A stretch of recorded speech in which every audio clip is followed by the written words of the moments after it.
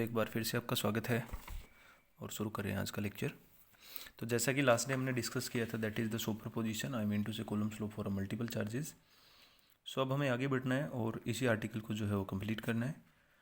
यहाँ पर जो हमने टर्म ली थी that is Fi1, right. Fi1 यहीं से शुरू करने जा रहे हैं। Fi1 is equal to 1/4πε0 Q1 या Q1 upon Ri minus R1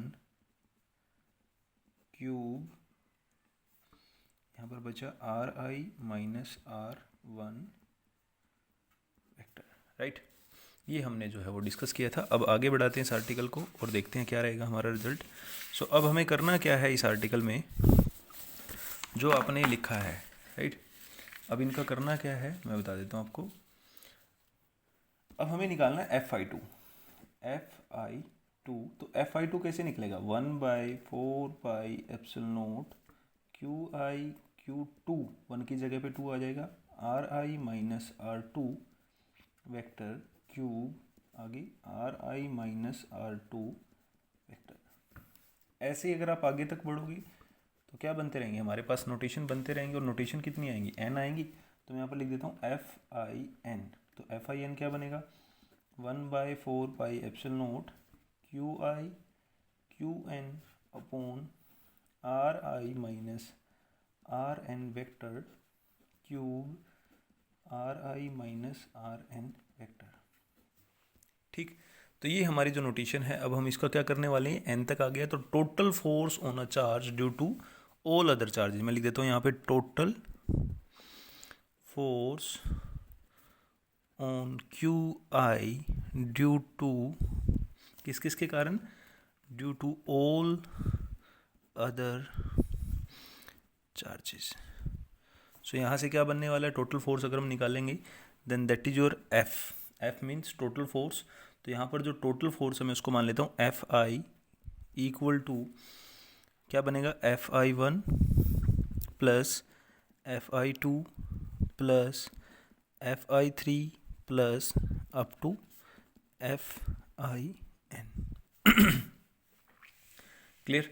अब हमें इसको ऐड करना है तो क्या बनेगा, Fi1 में 1/4πε0 Q1 upon Ri minus R1 vector cube Ri minus R1 vector plus 1/4πε0 Q2 upon Ri minus R2 vector का cube Ri minus R2 vector plus plus plus n तक आ गए 1/4πε0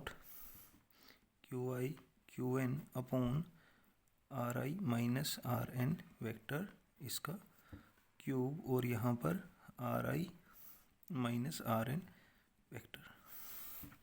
गॉट इट।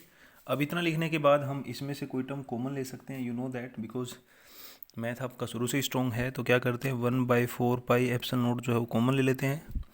तो क्या बनेगा, Q1 upon Ri minus R1 cube plus Q2 upon Ri minus R2 cube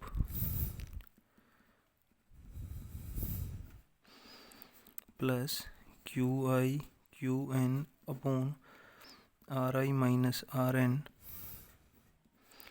cube Ri minus Rn। ठीक है, ये हमने क्या किया, अब इसमें से 1/4π कॉमन निकाल लिया और मुझे लगता है इसमें से Qi भी कॉमन आ सकता था, तो अब Qi को भी कॉमन ले सकते हो।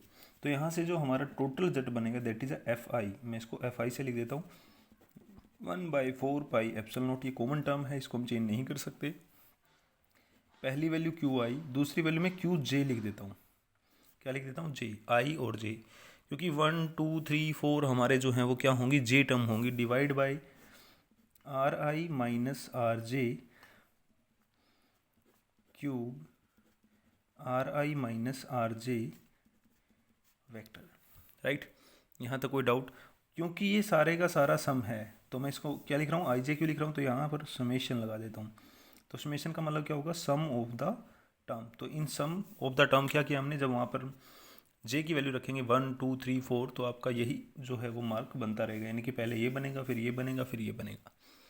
यानी कि जो हमारा जे है और बन गया, मैं इसको थोड़ा सा बड़ा लिख देता हूँ, और एफ आई इक्वल टू 1/4πε0 तो हमारा था ही, और क्योंकि हमने इन सभी को सम अप किया तो ये मैंने सम दिखा दिया समेशन के लिए। तो आगे क्या बना, क्यू आई। उसके बाद क्यू अगर मैं इसको जे करता हूँ, अगर मैं जे की वैल्यू जो है वो रखता हूँ 1 2 3 अप टू n, लेकिन कंडीशन क्या है, जो जे है वो नॉट इक्वल टू आई आनी चाहिए। क्योंकि अगर मैं j की वैल्यू 1 रखता हूँ और i की वैल्यू भी 1 रखता हूँ तो 1 1 बनेगा, Q1 जो पॉसिबल नहीं है। तो यहाँ पर i और j की वैल्यू मैंने डिफरेंट दिखाई है, और जो j है हमारा वो कहाँ तक जा रहा है, n तक जा रहा है, यानी कि j रीचेज टू n। और जो i और j हैं वो दोनों एक दूसरे के बराबर बिल्कुल भी नहीं है। डिवाइड बाय क्या बना, R I minus R J, right. इसका क्या हो गया, क्यूब, और यहाँ पर R I minus R J, ठीक। So this is our final result in terms of superposition. तो ये हमारा सुपरपोजिशन का आर्टिकल था जो हमें डिस्कस करना था, और अपने आप में बहुत बड़ा आर्टिकल है और बहुत अच्छा भी है और इम्पोर्टेंट भी, यानी कि ये आर्टिकल ऑल इन वन है, डू एंड डाई टॉपिक है। अच्छा टॉपिक लगा मुझे, और आप भी इसको अच्छे से करना। सो आप इस लॉ को पॉलीगन लॉ भी कह सकते हो। कौन सा लॉ कह सकते हो, पॉलीगन ऑफ वेक्टर। क्योंकि इसमें किया क्या, हमने एक से ज़्यादा जो टर्म है उनको जोड़ दिया है, और उसके बाद जो रिजल्ट है वो सिर्फ एक सिंगल फॉर्मूले से ही बन सकता है। यानी कि अगर हम इसी को लेते हैं तो आपको करना क्या है, जे की वैल्यू जस्ट 1 पुट करनी है। तो देखो जो 1 पुट करोगे 1/4π ये हट जाएगा, तो यहाँ पर 1 आएगा, तो ये किसका रिजल्ट बन गया, पहले का रिजल्ट बन गया। 2 पुट करोगे तो दूसरे का रिजल्ट। ऐसे ही हमारा nth टर्म का रिजल्ट हमने सिंगल टर्म से दिखा दिया, तो ये कहलाएगा सुपरपोजिशन। इसके बाद जो हमारा टॉपिक है that is the continuous charge distribution, right. क्या नाम है, कॉन्टिन्यूस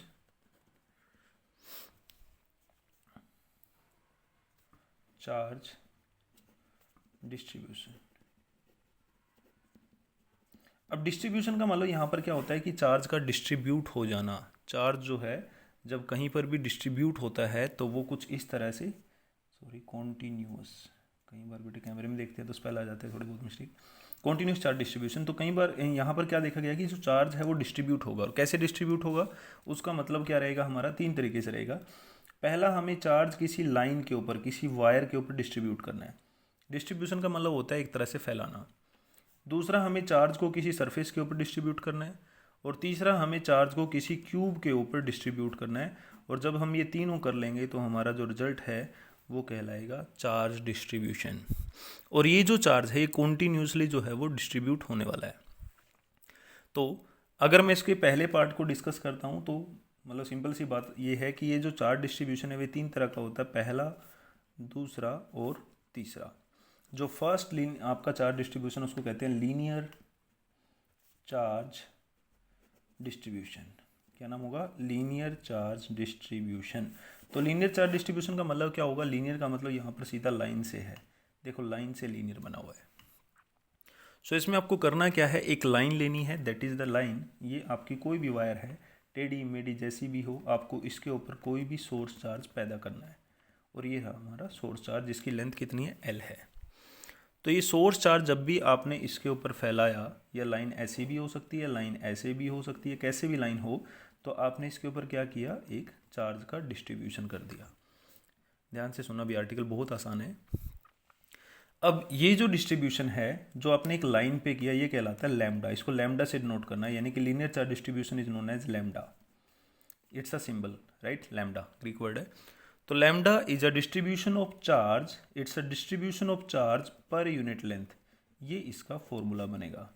यानी कि लीनियर चार्ज डिस्ट्रीब्यूशन क्या कहलाता है, it's a distribution of charge per unit length is called linear charge distribution. And we know that this charge, ये जो चार्ज है आपका, ये एकदम से तो पूरी वायर पे आएगा नहीं। तो हमें क्या करना है, इसका छोटा सा पार्ट निकालना है। तो छोटा सा पार्ट क्यों निकालेंगे, बिकॉज कभी भी आप फिजिक्स में जितने भी आर्टिकल करोगे आप छोटे छोटे पार्ट करके उनको निकालते हो। ऐसा बिल्कुल भी नहीं हो सकता कि आप कंप्लीट वायर के ऊपर कितना चार्ज है वो निकाल पाओ। आपको क्या करना पड़ेगा, पहले छोटा पोर्शन जो है वो कंसीडर करना पड़ेगा, जैसे मैं आपको करके दिखा रहा हूँ यहाँ पे। देखो अब मैंने ये वायर माना है, राइट, कोई भी वायर है, इस वायर पे मैंने प्लस चार्ज दिखाया, ठीक है। इस वायर की लेंथ कितनी है, L लेंथ है। अब पूरी वायर का हमें क्या निकालना है, चार्ज डिस्ट्रीब्यूशन कितना हुआ है। तो मैं क्या करता हूँ, एक छोटा सा पोर्शन मान लेता हूँ जिसको आप CCC कहते हो, जैसा कि आपने 10वीं क्लास में पढ़ा था, स्मॉल करंट कैरिंग कंडक्टर।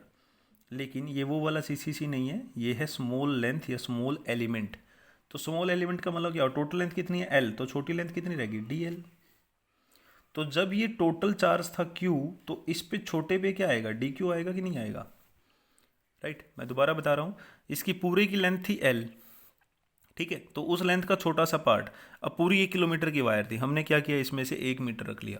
तो 1 मीटर मीटर मीटर मिलाते मिलाते आपको क्या करना है, 1 किलोमीटर बनाना है। तो छोटी लेंथ क्या होगी DL, और छोटा चार्ज क्या हो गया DQ। अब ये जो छोटा पार्ट है ये क्या करेगा, वीडियो लॉन्ग हो गया भाई, नेक्स्ट में बताता हूँ।